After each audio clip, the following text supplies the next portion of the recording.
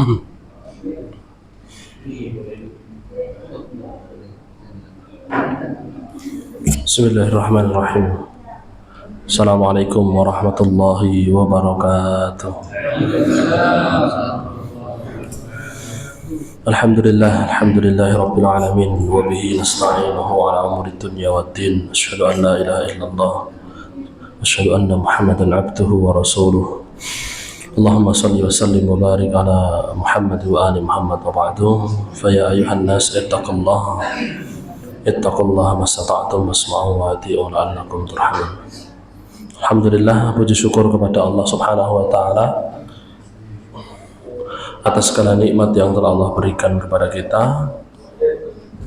Nikmat iman, nikmat Islam, dan kenikmatan-kenikmatan lainnya yang tidak kalah penting. Mari kita syukuri kenikmatan-kenikmatan Allah tersebut, jangan kita kufuri. Kenapa? Karena sungguhnya kufur terhadap kenikmatannya Allah akan mengakibatkan siksa yang pedih, Bapak Ibu.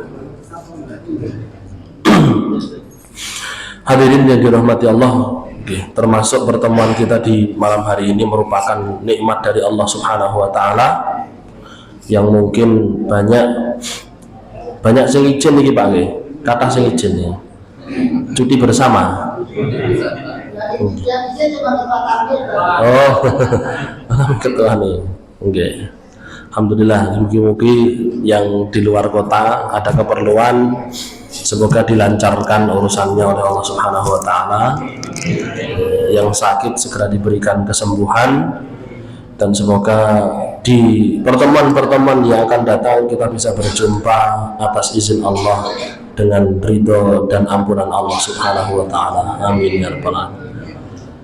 Hadirin yang dirahmati Allah, kita lanjutkan pembahasan kita Bapak Ibu. Pembacaan kitab Riyadhus Shalihin min kalami Sayyidil Mursalin karya Al-Imam An-Nawawi rahimahullahu taala. Sekarang hadis yang ke-43. Leres? Nggih. 43 nggih. Wa an Anasin, dan dari Anas. Datang kelutan niki wonten proyektor napa mboten? Wonten. Ada? Oh. Wonten. Nggih, mungkin di pertemuan-pertemuan besok kita pakai proyektor aja ya. Mungkin nggih kula waos diartikan jenengan tirukan. Kan ngoten Pak nggih. Oh, sing diwaca iki jane endi to? Ngoten. Ini mboten? Nggih. Pokoke kajian kula tak seragamne ngono kabeh. Nggih. Nggih. Proyektor wonten nggih? Nggih. Berarti nggih layarnya 2. Wonten layarnya juga? Perlu. Kalau PC napa niku? Laptopnya wonten napa mboten? Hah? Napa anuan nggih, mungkin materinya saya kirimkan Pak David gitu Nggih Pak David. Nggih. Nggih, insyaallah besok Jumat depan tolong diingatkan Pak David. Nggih. Enjing ngoten Jumat enjing ngoten jenengan imutne materine enggal kula damel. Nggih, saya buat terus kula kirimin jenengan. Nggih, kita lanjutkan. Hadis yang ke-43, wa an Anasin radhiyallahu ta'ala anhu, dan dari sahabat Anas bin Malik, semoga Allah meridainya. Qala, dia berkata, qala Rasulullah sallallahu alaihi wasallam, idza aradallahu bi'abdihi al-khaira ajjala lahul 'uqubata fid dunya. Apabila Allah Subhanahu wa taala menginginkan kebaikan untuk hambanya, maka Allah akan menyegerakan siksa di dunia. Jadi itu ketentuannya Allah, Pak.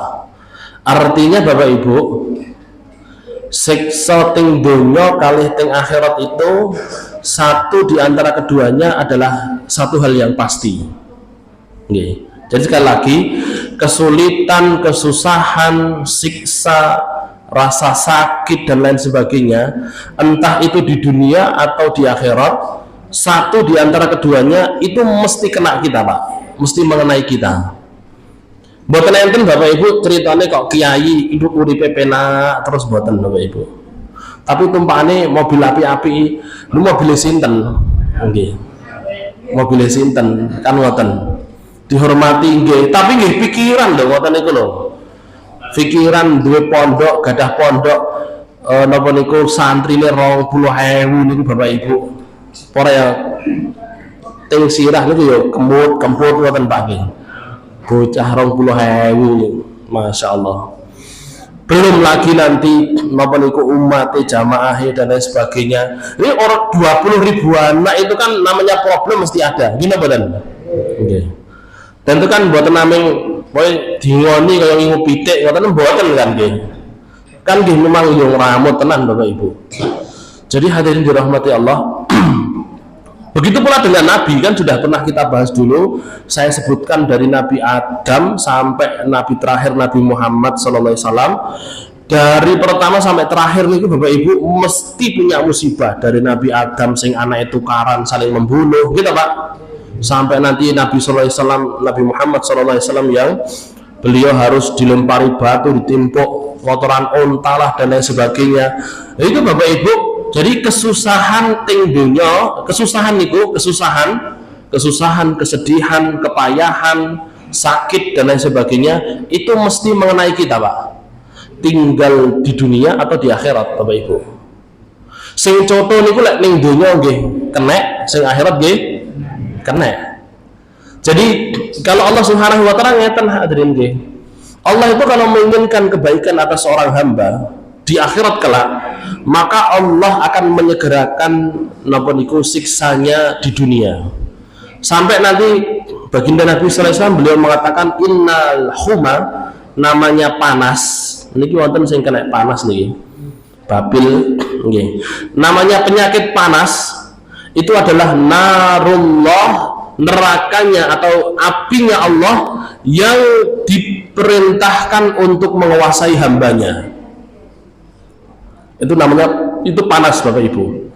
Sampai Nabi sallallahu alaihi wasallam itu beliau mengatakan ummati ummatun marhumah. Umatku itu adalah umat yang dirahmati.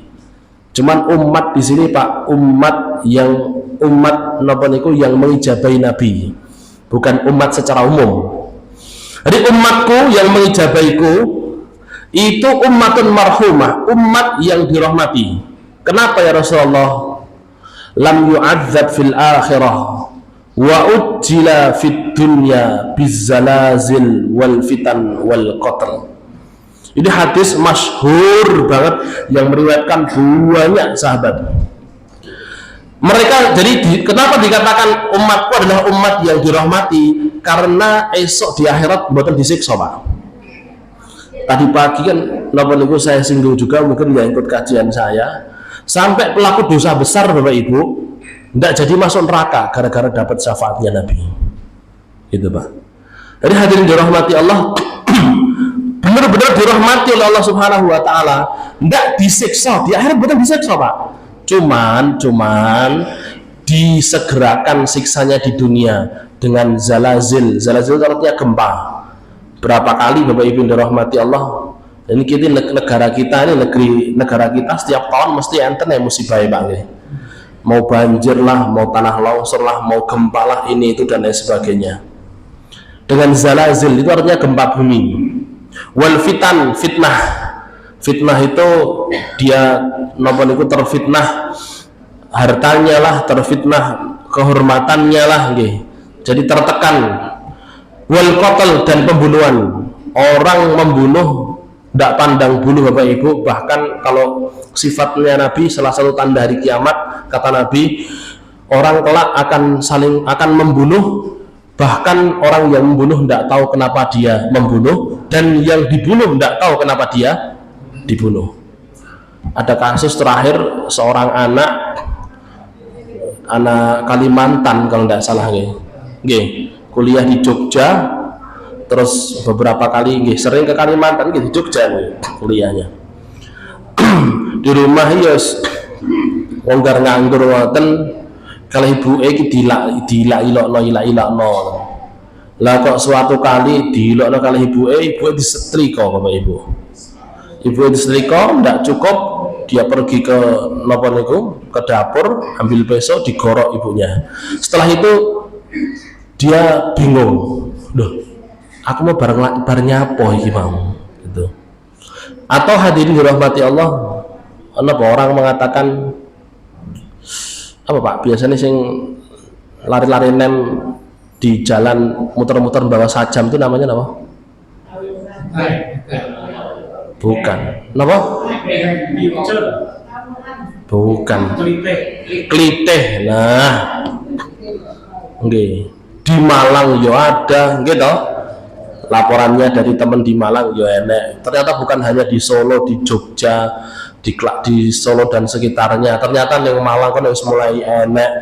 Klitih. Klitih niku anak muda ngoten bawa sajam napa niku di jalan gitu itu terus nyerang orang, mbuh wis sapa sing diserang lewat serang ngoten ae. Sampai yang nyerang itu kenapa saya membunuh tidak tahu juga, yang dibunuh itu kenapa harus dibunuh ya tidak tahu juga, dan lain sebagainya. Jadi Rasulullah sampaikan Bapak Ibu, intinya hadirin dirahmati Allah, untuk orang-orang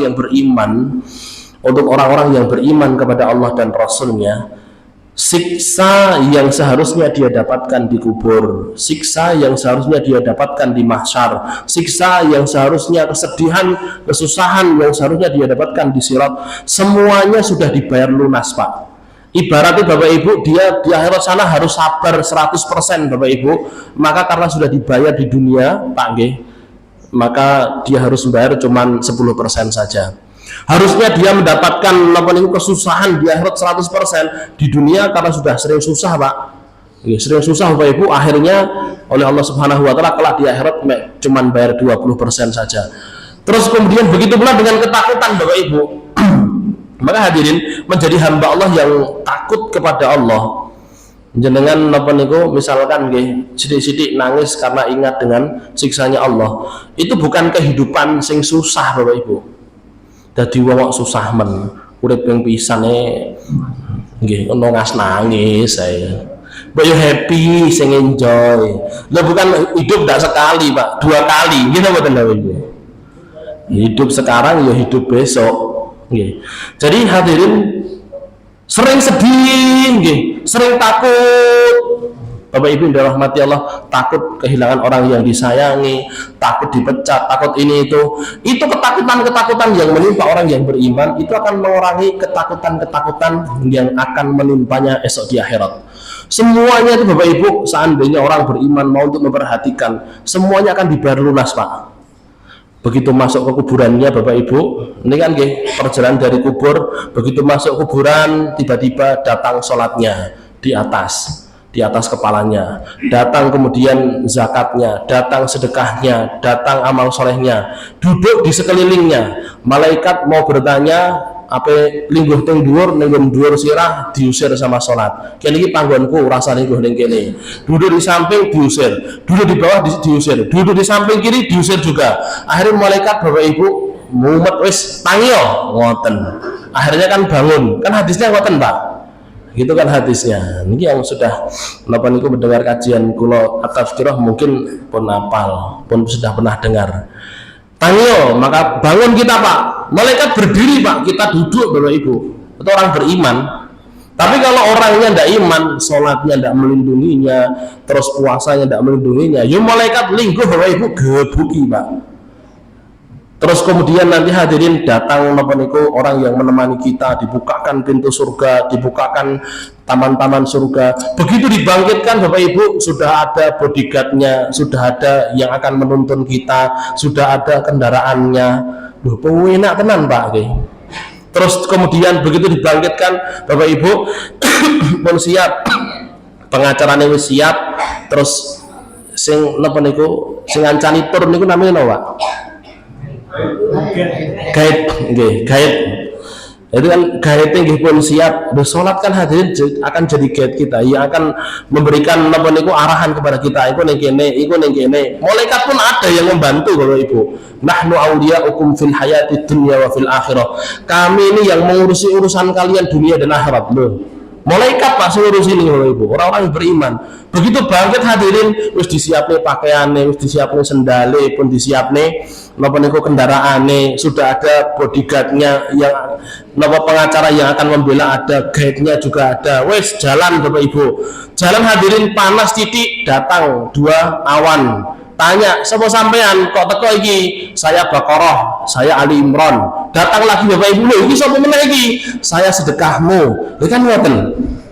Terus kemudian datang pengacara lagi. Lho iki sapa iki? Wis nek pengacara iki mau salat jarene arep jadi pengacaraku. Silaturahmi hubungan rahim katanya mau jadi pengacara saya. Oh, saya Al-Qur'an. Nah, bedane karo Baqarah Ali Imran piye? Baqarah Ali Imran sudah ada tempatnya sendiri, bagiannya saya ngiyup-ngiyupin jenengan, kula sing bagian jadi pengacaranya panjenengan. Oh ya wis, mlaku. Wi Bapak Ibu, ora ya kepet-kepet penak Pak iki.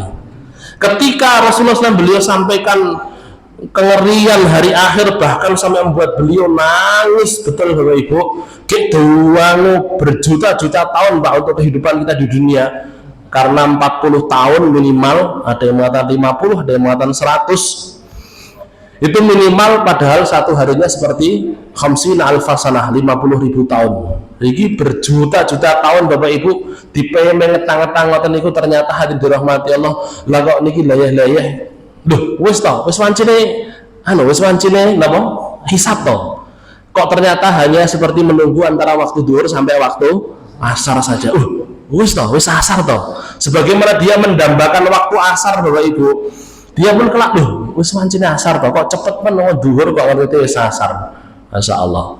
Ini hadirin dirahmati Allah, belum lagi nanti setelah itu diselamatkan Allah Subhanahu wa taala, melewati neraka, diberikan cahaya yang terang benderang, ada yang menuntun, terus kemudian ada yang dinaiki, mungkin dia lewatnya dengan secepat kilat, mungkin kurang daripada itu, dia harus melewati neraka. Seketika orang-orang ini kepanasan ketika melewati neraka, ternyata dia hanya merasakan sopo, saya ngomong panas sopo, nganyep ngene kok panas. Sampai akhirnya nanti dia masuk ke dalam surga, ternyata oleh Allah Subhanahu wa taala suruh naik. Ya niki sampean sapa nih? Pak Fulan bin Fulan. Nggih kula ya Allah.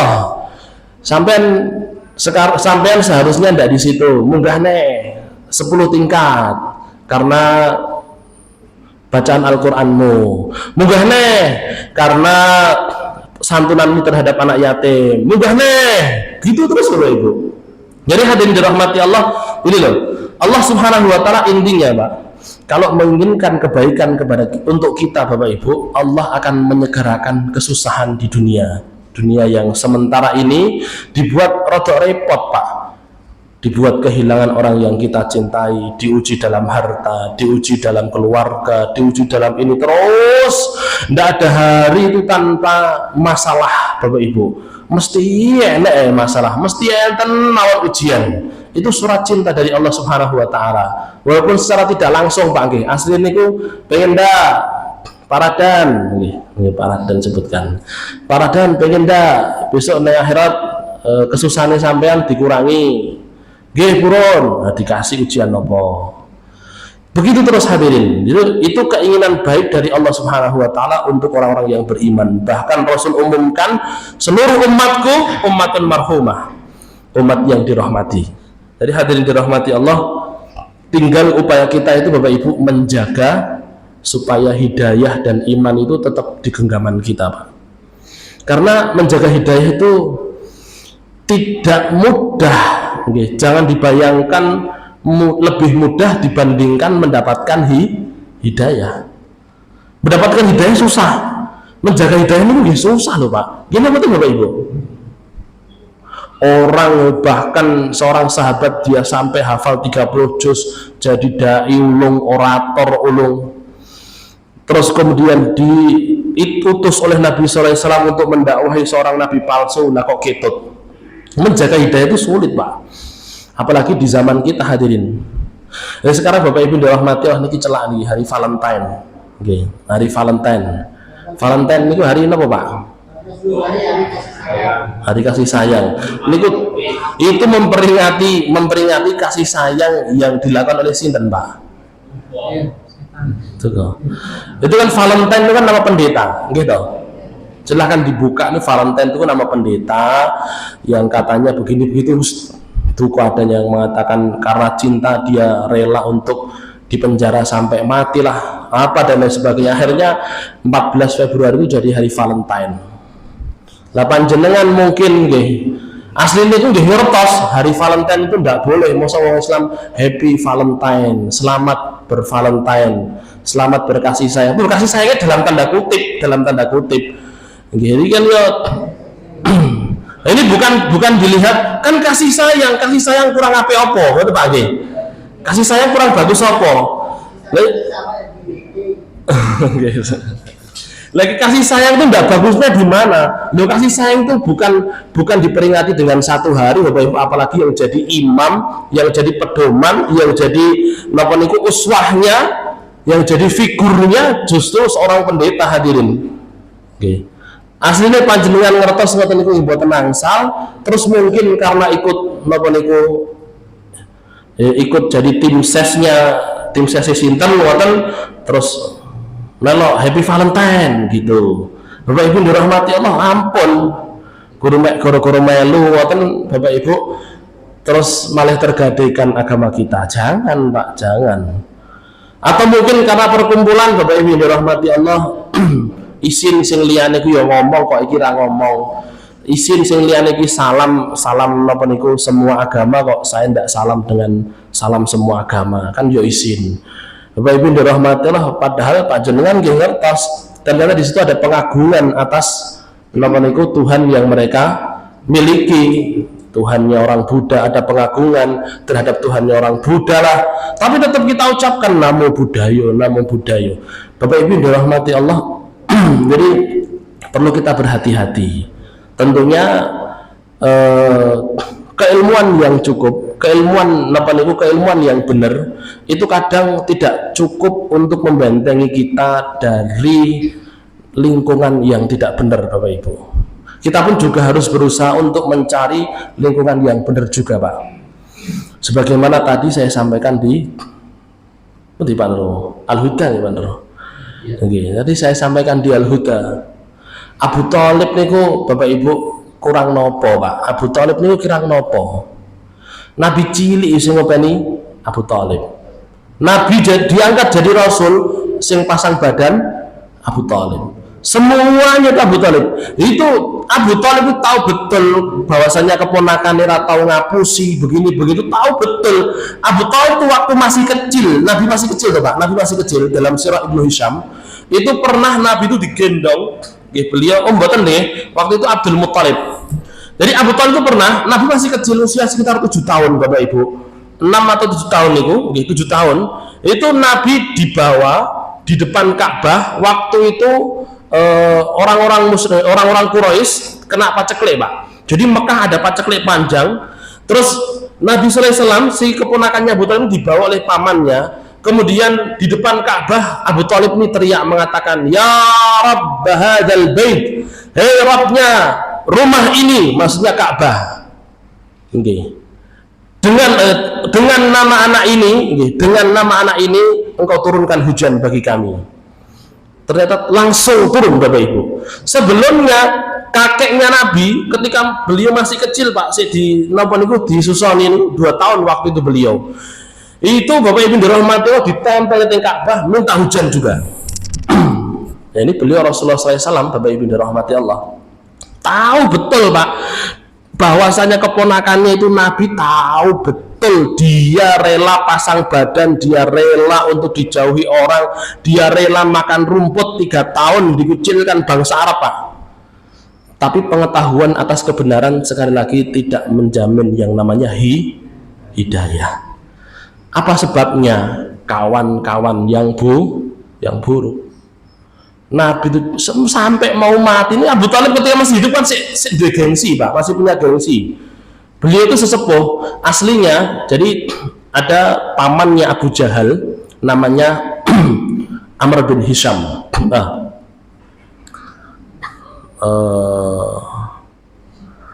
Al-Walid bin Mughirah, maaf.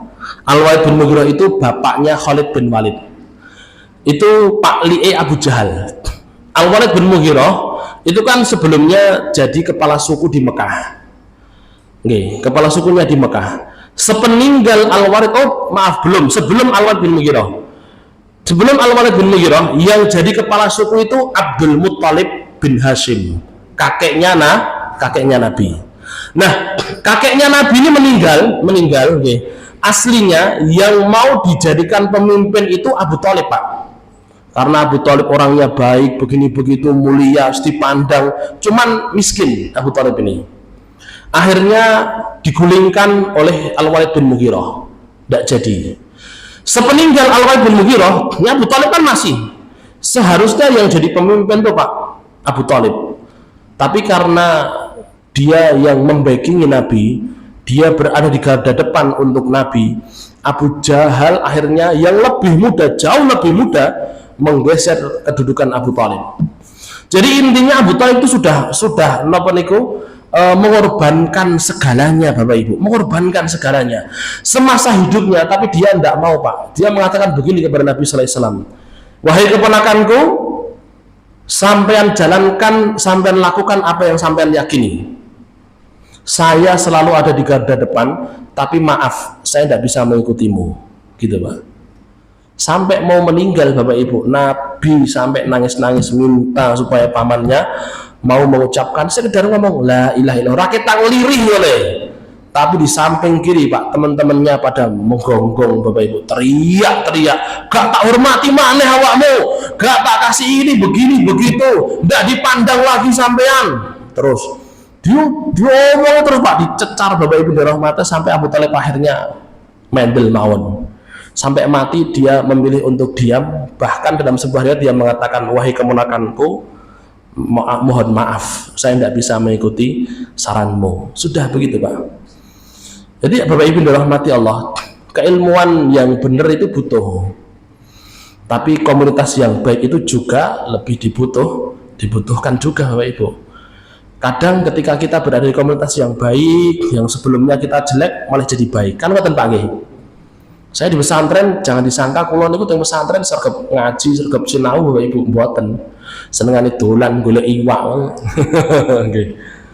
Tapi ya suwi-suwi Bapak Ibu, ya gelem sinau, ngoten Pak. Dan saya yakin hadirin dirahmati Allah, mungkin dari panjenengan juga merasakan hal yang sama. Begitu pula Bapak Ibu sebaliknya. Kalau kita membiarkan diri kita berkumpul, mendapatkan perkumpulan yang buruk dan kita ndak kuat Pak, ndak kuat Bapak Ibu dirahmati Allah, ya awas ngatos-atos. Almar'u ala dini khalilihi. Seseorang itu berada di agama saudaranya, sahabatnya. Yang namanya pikiran itu bisa merasuk ke orang lain, bisa menular. Perbuatan juga bisa, gitu betul. Karena satu komunitas perbuat ngono gak apa-apa, ya akhirnya kita ya melok-melok ngono, oleh orang ngono kan ya aneh. Gitu. Dianggap sok suci lah, dianggap inilah begitulah. Masa orang melok-melok. Bukan hanya pikiran saja, bukan hanya perbuatan, sikap dan juga napa niku akhlak saja, tapi agama kita bisa terseret Bapak Ibu karena salah dalam perkumpulan hadirin. Rasul sampaikan, almar'u ala dini khalilihi. Seseorang itu berada di agama saudaranya, sahabat karibnya atau orang yang dia cintai Bapak Ibu. Falyandur ila man yukhalil, hendaklah kalian memperhatikan kepada siapa kalian bersahabat, kepada siapa kalian menjalin kasih sayang. Nggih, itu hadirin nggih. Baik, kita lanjutkan. Jadi yang pertama, Allah kalau menginginkan kebaikan, Allah akan dahulukan kesusahan di dunia.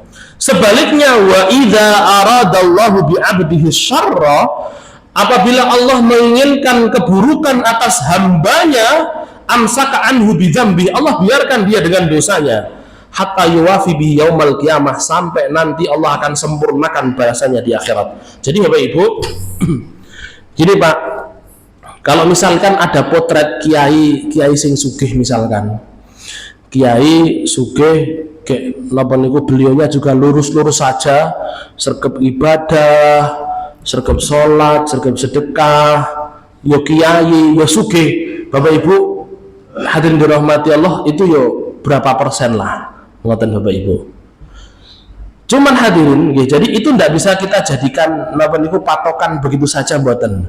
Lu jenenge namanya orang beribadah kepada Allah, orang mendekat diri kepada Allah, mesti akan dikasih kenyamanan hidup. Contohnya Kiai Fulan. Tidak bisa Pak dijadikan patokan hidup, Bapak Ibu. Kenapa? Karena itu cuma segelintir orang dari kebanyakan, Bapak Ibu. Kebanyakan justru tidak seperti itu hadirin. Dan sebaliknya hadirin dirahmati Allah, kalau ada orang kafir tapi dia miskin Pak, ada orang dia tidak beribadah kepada Allah tapi dia miskin, juga tidak bisa dijadikan patokan juga Pak. Buatan sakit Bapak Ibu. Malah justru kebanyakan itu, kalau dalam ayat itu kan mesti ada jenengan cari nanti lafadz mutrafuha. Mutrafuha itu artinya pembesar sing sugih-sugih. Wa idza aradna an nuhlika qaryatan amarna mutrafiha fafasaku fiha fahaqqa 'alaiha alqaul fadammarnaha tadmira. Contohnya, apabila kami ingin menghancurkan suatu kaum, kata Allah, maka kami akan jadikan para pembesar yang congkak-congkak, pembesar yang sugih-sugih namun durhaka kepada Allah sebagai pemimpin. Yang jadi pemimpin justru orang-orang jelek Pak, orang-orang buruk Bapak Ibu. Fafasaku fiha, karena dipimpin oleh orang yang buruk, maka otomatis rakyatnya pun juga melok-melok elek Bapak Ibu. Mereka pun melakukan kefasikan. Fafasaku fiha fahaqqa 'alaihal qaul, maka ketika sudah ada di batasnya, Pak, maka Allah Subhanahu wa taala akan menghancurkan mereka. Fadammarnaha tadmira, kami luluh lantahkan mereka dengan sebetul-betul kehancuran. Cuman hadirin, ini ayat Allah kisahkan tentang umat terdahulu. Kalau umat terdahulu Bapak Ibu, umat terdahulu mereka berbuat kesyirikan Pak. Diutus Nabi, tidak mau beriman, disiksa. Langsung disiksa oleh dunia. Kan nggak Pak? Artinya Bapak Ibu, apa yang terjadi pada umat terdahulu tidak bisa jadi patokan untuk umat kita Pak. Jadi Bapak Ibu, tidak bisa kemudian orang mengatakan begini, loh kalau memang sing jenenge zina, prostitusi, perjudian, makan babi dan lain sebagainya itu haram dan mendurhakai Allah, ya kudune kayak daerah-daerah merah kayak gitu itu harusnya diluluh lantahkan oleh Allah. Ngoten misalkan. Nggih Pak nggih. Harusnya kan diluluh lantahkan oleh Allah. Bapak Ibu dirahmati Allah, mboten, ndak jadi jaminan seperti itu, mboten. Jelas Allah sampaikan, Rasul sampaikan di sini ngoten Pak.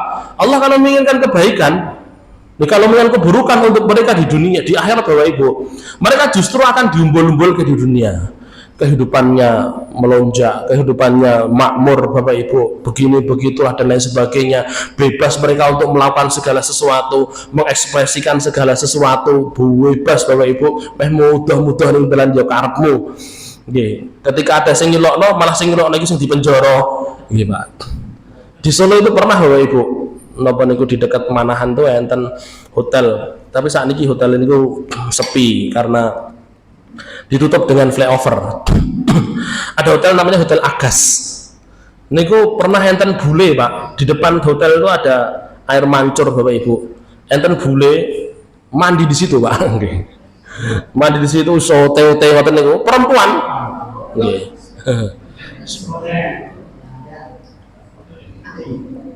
Le Pak Yopi biasa ngoten niku Pak. Maksudnya buatan Pak Yopi ini loh, buatan melihat seperti itu mungkin di daerah Pak Yopi biasa, Pak Yopi misalkan itu alhamdulillah kan karena Solo tidak bisa disamakan dengan Bali, ya Pak Polisi tetap punya punya dasar untuk menertibkan bule yang marai wong-wong do mandek iki mau, untungnya buat kelihatan kecelakaan Bapak Ibu. Jadi hadirin dirahmati Allah, orang-orang yang durhaka kepada Allah Subhanahu wa taala, mereka mungkin punya punya banyak pencapaian di dunia Pak. Mereka bisa membuat ini itu, mereka menyambangi sekian ratus negara, padahal orang Islam juga ada pernah sinten Bapak Ibu menyambang berkunjung, waktu itu belum ada yang namanya pesawat, yang namanya mobil, enten mek onto. Nah, ini beliau berkunjung sampai sekitar 50 negara. Sinten Pak? Sinten Bapak Ibu? ulama namanya Ibnu Battuta. Pernah dengar Pak Ibnu Battuta? Oke. Jadi terus dibiarkan ngoten mawon Bapak Ibu. Boleh memang napa niku Allah murka, maaf nggih. Dengan penduduk Bali ya kudune ndang dintekne. Lho ndak Pak, ndak begitu. Konsepnya itu ndak begitu. Itu kalau umat terdahulu, harusnya orang-orang Thailand di sana, orang-orang Thailand sing Bangkok, sing jejer-jejer ngoten ndang dintekne. Mboten, konsepnya ndak begitu Pak untuk umat ini. Itu untuk umat terdahulu kayak gitu. Begitu tampak yang namanya keburukan, diutuslah seorang nabi, ndak mau mengamini ya diluluhlantahkan. Kalau untuk umat ini boten. Siapapun yang hidup dari umat ini, dia kafirkah, dia muslim tapi fasikkah, semuanya punya kesempatan untuk bertaubat kepada Allah. Itu loh maha murahnya Allah untuk umat ini, Pak. Yang musyrikkah, yang kafirkah, yang tidak pernah mengenal Allah sejak lahir sekalipun Bapak Ibu, tetap punya kesempatan. Walaupun hanya sekedar mengucapkan la ilaha illallah dereng sholat Pak, Allah tetap maha pengasih, maha penyayang Bapak Ibu. Kan ada nggih sahabat yang tidak pernah sholat tapi mlebu surga. Mek ucapne la ilaha illallah, perang mati mlebu surga Bapak Ibu. Masya Allah. Jadi itulah maha murahnya Allah untuk umat ini. Cuman tadi Bapak Ibu ya ngoten niku Pak orang-orang yang kayak gitu itu, yang buruk ditutup dengan yang baik, itu berapa persen Pak? Berapa persen, 1 banding berapa Bapak Ibu? Nggak bisa jadi patokan supaya kita aman dalam bermaksiat, boten, ampun. Dan juga hadirin dirahmati Allah, kalau ada orang mengatakan, ayo kalau memang siksa Allah itu ada, ayo sedang ditekani. Terus kemudian misalkan ada umat Islam, ya wis entah nono tak dongak nih sewengi sedino sewengi saya dongok muga-muga begini begitu sampean diudani meteor misalkan Bapak Ibu, ternyata wis dongok sedino sewengi sampai medek-medek Bapak Ibu, ternyata kok mboten turun Pak. Nah hadirin dirahmati Allah, orang kafir minta pembuktian supaya siksa disegerakan itu sudah ada sejak dulu Bapak Ibu. Mboten napa zaman Nabi Muhammad SAW, di zaman Nabi sudah ada. Contohnya banyak kan ayat-ayatnya. Contohnya ata amrullah fala tasta'jilu. Yang namanya ketetapan Allah pasti akan datang, maksudnya kiamat. Fala tasta'jilu, ojo mbok susu-susu. Nggih, napa mbok susu-susu ya? Nggih. Jangan tergesa-gesa kula sing susu. Jadi ngekon gendang ini kalau namin apa Pak? Mempercepat. Jangan minta dipercepat. Ojo mbok susu-susu ini fala tasta'jilu. Ada Bapak Ibu. Contohnya lagi mungkin panjenengan sudah hafal sa'ala sa'ilun bi'adzabi waqi. Nah niku nggih wonten. Atau panjenengan mungkin hafal amma yatasaalun. Tentang apa mereka saling bertanya? Anin naba'il azim. Tentang berita yang begitu agung, maksudnya hari kiamat. Jadi mereka itu tenang nek kiamat iki yo wis gendang kono ndang tekono kono. Muhammad katanya ada kiamat ndang tekono. Konsepnya tidak begitu, Pak. Untuk umat ini Rasul ingin sampaikan begini. Kalau Rasul boleh ngomong Bapak Ibu, sampean iki lho, wong-wong musyrik, sampean sing saiki ngelek-elek, sampean sing saiki menertawakan tentang kiamat, tetap punya kesempatan untuk bertobat. Pokok durung yuwargir dereng sentik-sentik tetap isok tobat. Wes saiki guyu-guyu sok ben nangis-nangis tapi lek isok nangis kuwi aja nangis ning akhirat, tapi nangis sebelum kematian. Ketika masih hidup nangis biyen ya aku. Dulu saya lihat orang ning masjid tak guyu nyapa wong-wong ning masjid dan kok wis ruwet meneh. Ini Bapak Ibu nggih. Ada Pak kayak gitu tuh Pak. Nggih. Nyapo lho. Usok wong cok jenengane ngaji iki lho. Itu apa jane? Nggih Bapak Ibu nggih. Jadi Bapak Ibu, dulu kita mungkin menertawakan satu kebenaran, Pak. Tapi nanti ketika kita diberikan petunjuk oleh Allah Subhanahu wa taala, kita akan nangis Pak, biyen nyapo aku ora sinau ket biyen, ora ngaji ket biyen, ora belajar ket biyen, ora ngerti agama ket biyen, malah nyesel. Dan itu Bapak Ibu satu nikmat penyesalan sebelum napa niku kematian, penyesalan ketika masih hidup itu nikmat dari Allah. Yang namanya nikmah, ada nikmah, ada nikmah. Ain sama qaf sama-sama nun, jadi nikmah pakai ain dan nikmah pakai qaf. Kalau nikmah itu artinya karunia, kalau nikmah artinya siksa. Jadi biasanya di napa niku kebalikannya nikmah itu nikmah. Nggih. Jadi nikmat dari Allah Subhanahu wa taala kalau kita bisa menyesal ketika masih hidup. Tapi satu nikmah dari Allah Subhanahu wa taala kalau kita menyesal setelah kematian. Naudzubillah min syarri dzalik. Nggih. Jadi Bapak Ibu dirahmati Allah, sekali lagi pun boten usah melek, boten usah meri. Memang ketentuannya Allah karena hal jazaul ihsani illal ihsan, tidak ada balasan atas kebaikan kecuali adalah kebaikan juga. Maka setiap orang yang melakukan kebaikan mesti dibalas sama Allah. Orangnya kufur kepada Allah tadi malam misalkan tadi malam dia mengatakan Allah punya anak dan dia merayakannya, Bapak Ibu dirahmati, keesokan harinya dia bersedekah Pak. Atau ketika dia mengatakan Allah punya anak, subhanallah masifun, itu mereka mengatakan begitu Pak sambil bersedekah. Bapak Ibu, sedekah yang mereka berikan itu pasti akan dibalas oleh Allah. Itu ketentuan dari Allah, hal jazaul ihsan illal ihsan. Cuman 99% rahmatnya Allah itu hanya diperuntukkan untuk orang-orang yang beriman. Allah tidak sudi sekecil pun Bapak Ibu dari kenikmatan akhirat didapatkan oleh orang-orang yang kufur kepadanya. Maka di dunia mereka akan dibalas oleh Allah Subhanahu wa taala dengan kehidupan yang mungkin Bapak Ibu betul-betul bahagia di mata manusia, dihormati, didengar, kalau ada yang mendengar suaranya gemeterlah begini begitu. Sapa sing ora ngerti Bill Gates niku napa niku mukmin napa mboten Pak? Mboten nggih. Misalkan sinten ngoten Bapak Ibu, Josh Walker Bush nggih. Napa sinten tidak ada orang yang tidak kenal Bapak Ibu. Mungkin semut-semut teko ngoten yo kenal Bapak Ibu. Masya Allah. Sugih blegedu hadirin dirahmati Allah, tuku negara iki iso ibaratnya ngoten. Bukan hanya satu negara, satu benua dia beli mungkin bisa. Ini Bapak Ibu dirahmati Allah, bergelimang harta penuh dengan kebahagiaan di mata manusia Bapak Ibu. Itu semuanya balasan dari Allah atas apa yang mereka kerjakan dari kebaikan di dunia. Cuman Pak, perbedaannya mereka itu tidak diberikan kebahagiaan yang sejati Bapak Ibu. Tidak diberikan kebahagiaan yang sejati Pak. Jangan disangka kemudian wis sugih terus kufur ngoten niku dia bisa tidur nyenyak. Jadi kadang kita perlu napa niku berpikir dengan pandangan yang berbeda.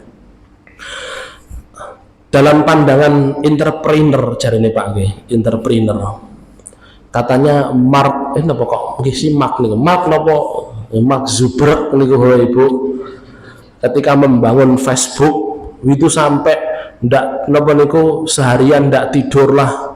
Terus kemudian tidur ya sampai sekarang kuwi tidurnya itu cuma sedikit saja. Mek kerja wae.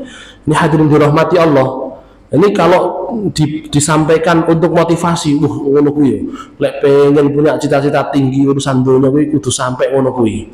Tapi kalau kita mau pandang dari sisi yang lain, mesakne ya.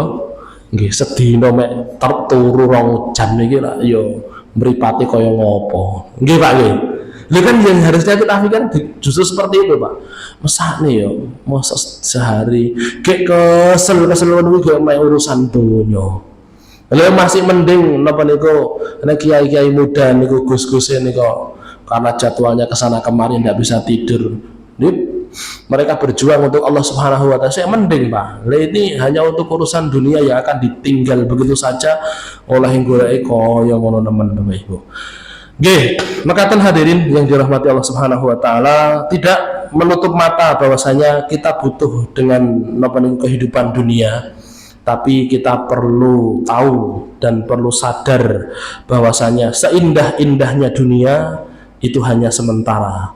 Dan sejauh-jauhnya akhirat itu nyata dan lamanya. Semoga Allah Subhanahu wa taala memberikan kita keamanan dari fitnah dunia, keamanan juga dari siksa di akhirat, dan semoga keharmonisan di majlis ini Allah Subhanahu wa taala jaga hingga kelak kita bisa berkumpul di surga. Amin ya rabbal alamin. Ada yang mau ditanyakan Bapak Ibu? Oke, monggo silahkan. Yang Anda tanyakan surat ini. Oke. Apabila selesai sholat, lalu juga selesai membacakan tahiyat, itu hukumnya apa kalau salaman atau tidak salaman? Yang tasbih atau salam itu yang benar yang Pripun. Setelah salam ngoten toh? Ya, setelah salam akhirnya dilanjutkan tangan itu benar atau salah? Oke. Ya. Jabat tangan itu sebenarnya napa niku sunahe Wali Songo kalau dari sejarah.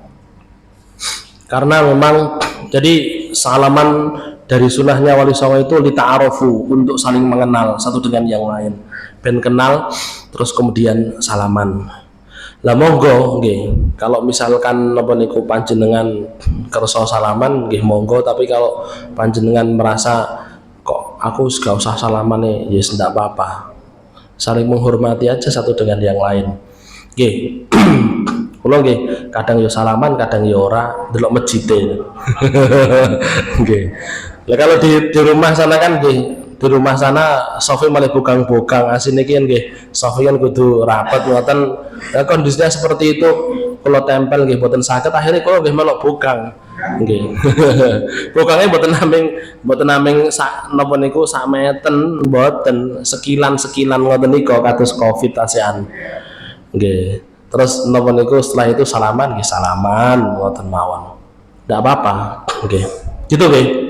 Walaupun sebagian ulama mengatakan begini, kalau kita salaman otomatis kita kan napa niku sudah bergerak, okay, sudah bergerak mengganggu orang lain, ngoten. Nah, sedangkan di dalam hadis itu kalau seseorang dia sholat dan masih berada di tempat sholatnya, selagi dia belum berpindah tempat, selagi dia tidak mengganggu, selagi dia tidak kentut atau hadas, maka para malaikat akan mengucapkan sholawat kepadanya, gitu. Jadi sebagian ulama yang memang boten cocok sing kalih salaman niku wau, sanjang aku lagi salim iki malah ganggu. Harusnya itu setelah napa niku salat ya langsung donga, zikir gitu. Kalaupun salaman nanti kalau mau napa niku habis zikir, nanti ada hadis di mana Rasulullah sallallahu alaihi wasallam niku disalimi kalih para sahabat setelah salat gitu. Setelah salat, cuman memang tidak dijelaskan dalam hadis itu setelah salat itu apakah langsung ataukah tidak. Itu pun juga tidak melulu gitu loh, tidak terus menerus. Ada nanti hadisnya dalam kitab Al-Mu'jamus Shaghir niku wonten disalimi Rasulullah SAW niku. Nanti dalam riwayat yang lain setelah subuh niku kisahnya. Jadi setelah para sahabat suruh mau pulang terus saliman wonten, menyalimi Rasulullah SAW juga. Nggih. Jadi monggo silahkan napa niku lek tetep salaman nggih monggo, lek mboten salamane bar zikir nggih monggo. Pun zikir kita kira-kira cekap ngoten nameh menyat jenengan baru salaman nggih monggo silahkan. Ngoten nggih? Iya. Hukumnya apa? Napa? Hukumnya bukan haram. Hukumnya tidak haram, mboten. Kalau menurut ulama yang tidak setuju tadi itu hanya sekedar makruh. Kalau ulama yang tidak setuju, kita bahas ulama yang tidak setuju, niku makruh. Kenapa makruhnya itu? Karena malaikat sudah tidak lagi berselawat karena dia terhitung mengganggu. Tapi yang namanya merasa terganggu atau tidak itu kan sesuatu yang sifatnya subjektif, gitu. Subjektif. Jadi kita merasa terganggu atau tidak itu kan subjektif. Ada orang kayak gitu itu tidak merasa terganggu, ada orang kayak gitu itu merasa terganggu. Itu kan subjektif gitu. Gimana betul? Ya. Jadi maka kalau nopo niku kalau sekedar kalau nopo sesuatu yang subjektif gitu, jadi beralasan dengan sesuatu yang subjektif itu tidak bisa dijadikan sebagai dasar hukum secara menyeluruh mboten saged. Karena sifatnya subjektif. Kalau subjektif nanti semuanya akan disikapi subjektif. Contohnya anak kecil lewat ganggu mboten? Ganggu mboten? Numpai bae, numpai mame ganggu mboten? Maka atas nama subjektivitas anak kecil tidak boleh di masjid. Kan gitu. Tapi kan tidak bisa. Rasulullah SAW beliau diganggu oleh cucunya, beliau ditumpai oleh cucunya, kan ngoten. Tapi tidak napa niku gangguan itu oleh Rasulullah SAW tidak dijadikan sebagai alasan untuk menghalangi mereka. Jadi napa niku subjektivitas sekali lagi tidak bisa dijadikan sebagai landasan hukum. Harus jelas yang namanya mengganggu itu seperti apa. Misalnya nggih mengganggu niku jotos koncone nopo-nopo. Itu kan jelas nggih jotos koncone ra mungkin lek ra ganggu kan gitu.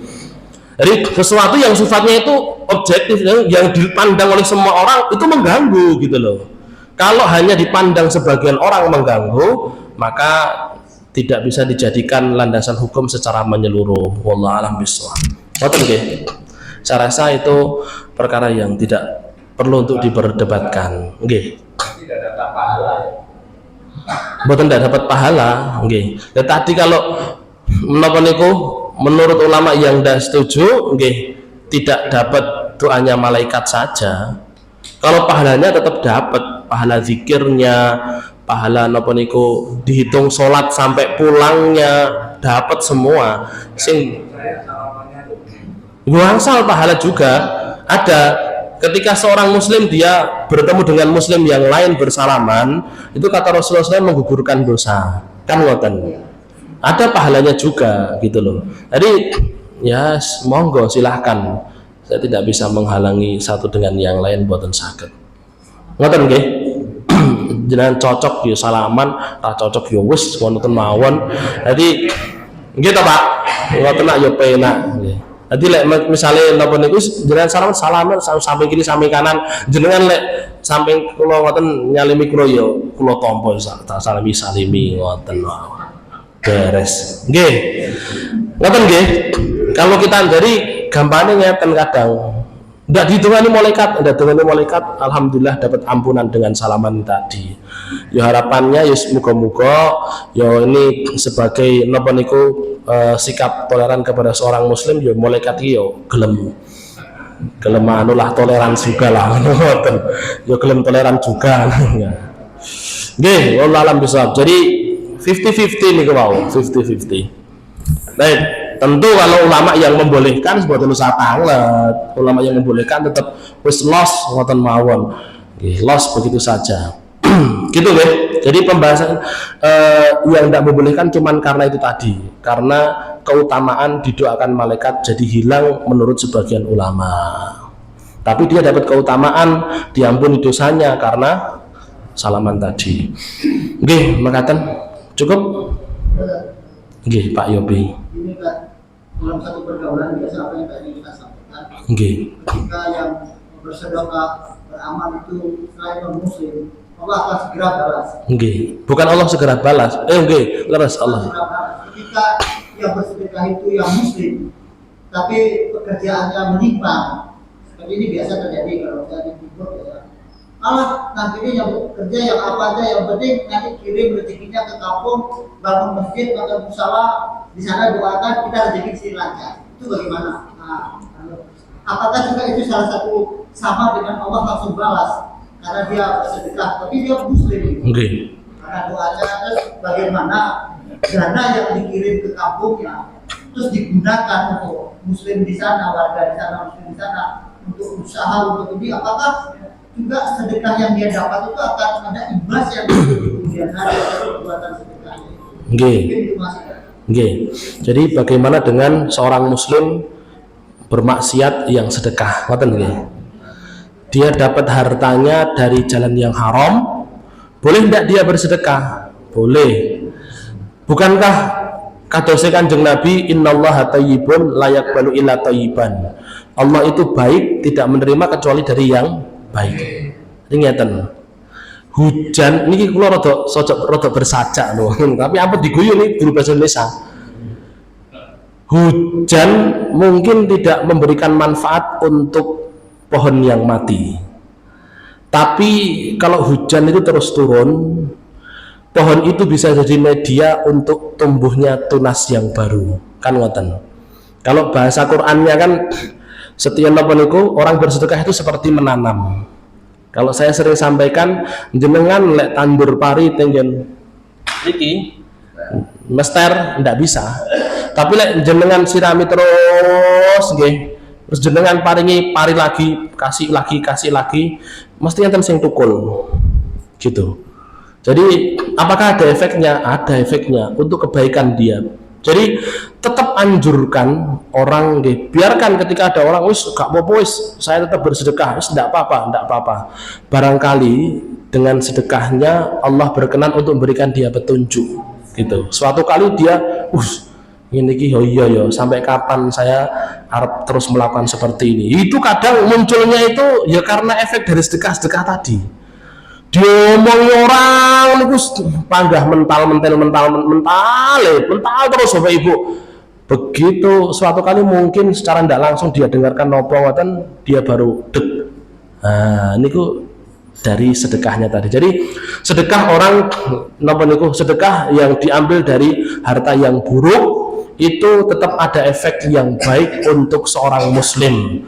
Bukan hanya untuk seorang muslim, bisa jadi untuk orang kafir juga bisa loh. Niku Rasul niku saknate dawuh ngeten dalam kitab Adabul Mufrad, sesungguhnya kalian masuk Islam atas kebaikan yang pernah kalian kerjakan. Rasul pernah mengatakan seperti itu. Salah satu tafsirnya artinya kebaikan yang pernah kalian kerjakan dulu ketika masih kafir, bisa jadi Allah Subhanahu wa taala karena sayang kalian diberikan petunjuk dengan keutamaan dari sedekah yang kalian kerjakan. Cuman tidak semuanya begitu, tidak semuanya. Jadi orang kafir, orang Islam tetap berbuat baik harusnya. Ngoten nggih. Terus bagaimana napa niku boleh ndak digunakan untuk orang lain karena itu harta yang haram? Boleh, tetap diperbolehkan asalkan tidak jadi dijauhkan dengan perkara-perkara yang sifatnya itu ibadah atau pendidikan. Jadi misalkan ada orang dia pekerjaannya itu full haram, misalkan full haram niki, mboten kok halal kali haram nggih, niki full haram. Full haram, misalnya punya pabrik ciu misalkan. Terus datang ke Nur Rahman, datang ke Pak David, kendaraan di situ niki. Iya. Sehat. Oh, Pak Sehat. Pak Sehat, nggih. Bener Pak Sehat. Datang ke Pak Sehat, ngapunten Pak Sehat. Niki kula pengen nyumbang Nur Rahman di Sawang iki usahane ciu tapi nyumbang ning Nur Rahman diterima dibangunke napa pager misalkan, pintu misalkan, jangan di dalam ampun jangan dibelikan karpet, jangan dibelikan yang sifatnya itu langsung berkaitan dengan ibadah kita, atau diberikan ke pendidikan anak-anak kita di bidang agama. Jangan kalau misalkan nggih ada orang dia germo misalkan pengen bersedekah ke pesantren, okay. Seperti contohnya Sudogiri itu kan pernah menyampaikan diberikan kepada pesantren, akhirnya dibangunkan peceren, okay. Dibangunkan peceren, tidak dikasih makan ke anak-anak, jangan, ampun, tetap berusaha untuk menghindari wongki bocah-bocah ini dijaga oleh bapaknya, dijaga oleh gurunya lah kok nerima sedekah sakar PDW diberikan kepada anak, jangan. Oke, kecuali kalau pendidikannya pendidikan urusan dunia nggih monggo terserah. Tapi kalau pendidikan urusan akhirat, karena yang kita cari itu keberkahan, harus kita hindarkan dari harta-harta yang haram secara langsung. Lek tidak langsung mboten napa-napa. Bangun jalan, bangun peceren, bangun selokan, bangun napa-napa dan lain sebagainya mboten napa-napa. Tapi kalau dikasihkan makan ke anak-anak pesantren jangan. Terus kemudian dibelikan karpet untuk ibadah jangan.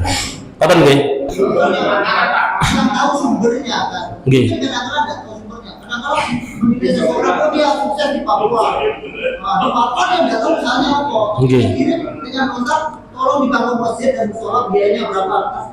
Oke. Lah kalau tidak tahu berarti ya sudah gugur. Ya, namanya tidak tahu nggih berarti gugur. Wes tidak tahu ya sudah gugur. Boten nggih, cukup. Kalau nyumbangnya makanan, Gini, nyumbangnya makanan, nggih disanjangi loh. Ngapunten niki sing nyumbang ampun makanan anu wae. Uang saja. Jadi yo pemimpin pesantren itu harus berani tegas loh, gitu. Wong dia pengen mencetak anak-anak napa niku para calon-calon dai yo, dia ndak kolektif yo repot. Wong ibu, bapak ibunya aja kolektif kok, gitu.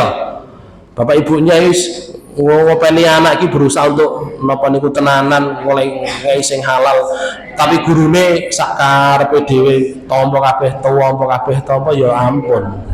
Itu nggih. Ya, nggih. Ini kan musim apa ya di Israel. Wah. Itu saya misalkan, Nggih. sama mau mencalonkan anggota legislatif. Nggih. Saya menyumbang masjid. Nggih. Harapannya supaya nanti saya dapat suara dari jamaah masjid. Nggih. Nah, uang itu dipergunakan untuk makmur masjid. Boleh nggak? Nggih. Uang itu dipergunakan untuk Karena tujuannya bukan untuk bersedekah, tujuannya untuk jadi suara dari jamaah. memang bilang ngoten to.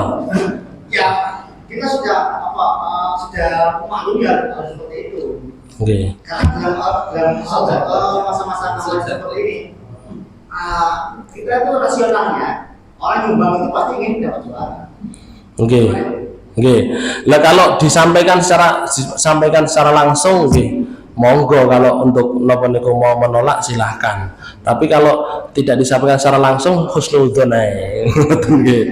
Iki kok Nur Rahman kudu milih suara lho. Ngono. Harus milih saya kebangetan mosok Nur Rahman milih aku. Ngoten ya.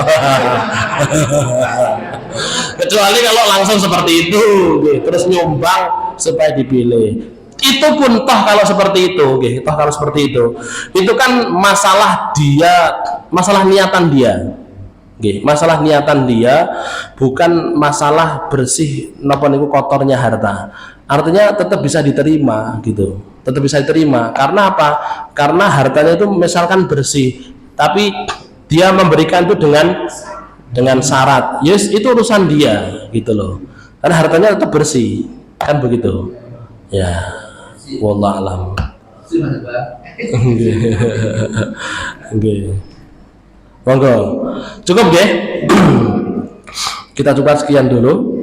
Kurang lebihnya mohon maaf. Nggih, Bapak. Tentu Bapak Ibu dirahmati Allah, kebangetan nih lek warga Nur Rahman sik nompo-nompo iki kebangetan. Nggih. Yes, nggih. Baik, semoga Allah Subhanahu wa taala memberikan kita pemimpin yang baik, pemimpin yang saleh, pemimpin yang memberikan kemakmuran untuk agama kita dan bangsa kita, dan semoga kelak Allah pertemukan kita di surga. Amin. Kita tutup dengan doa kafaratul majlis. Subhanakallahumma bihamdika asyhadu an la ilaha illa anta astaghfiruka wa atubu ilaik. Assalamualaikum warahmatullahi wabarakatuh.